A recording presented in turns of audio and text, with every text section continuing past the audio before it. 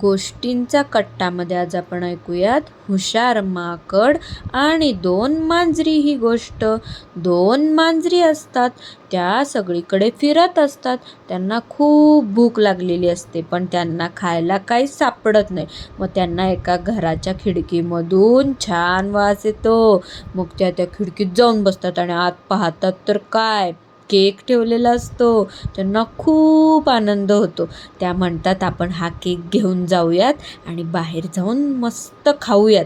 म्हणून त्या काय करतात, तो केक घेतात आणि बाहेर निघून जातात. आणि मग त्या दोघी भांडायला लागतात. एक मांजर म्हणते की हा केक माझा आहे, दुसरी म्हणते की माझा आहे. मग पहिली म्हणते की मी आधी पाहिला, दुसरी म्हणते मी आधी पाहिला. मग त्या झाडावर एक माकड बसलेलं असतं. ते माकड त्या दोघींचं भांडण ऐकत असतं.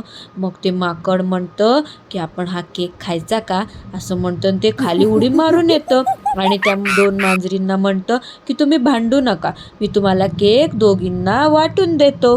मग तो काय करतो, केकचे 2 तुकडे करतो आणि म्हणतो एक केकचा तुकडा लहान झालाय, दुसरा मोठा झालाय. मग मोठ्या केकच्या तुकड्यामधून थोडा केक खातो. मग परत म्हणतो की हा लहान झालाय, हा मोठा झालाय. असं करत करत ते माकड सगळा केक खाऊन टाकतं आणि तिथून निघून जातं. मग त्या 2 मांजरी रडायला लागतात. त्या म्हणतात की आपण जर भांडलो नसतो तर आपल्याला केक खायला मिळाला असता, पण आपण दोघी भांडत बसलो आणि तो माकड आपला केक सगळा खाऊन निघून गेला. गोष्टीचं तात्पर्य आहे, दोघींच्या भांडणात तिसऱ्याचा लाभ. गोष्ट आवडली का? आवडली असेल तर व्हिडिओ लाईक करा आणि चॅनल सबस्क्राईब करा. थँक्यू.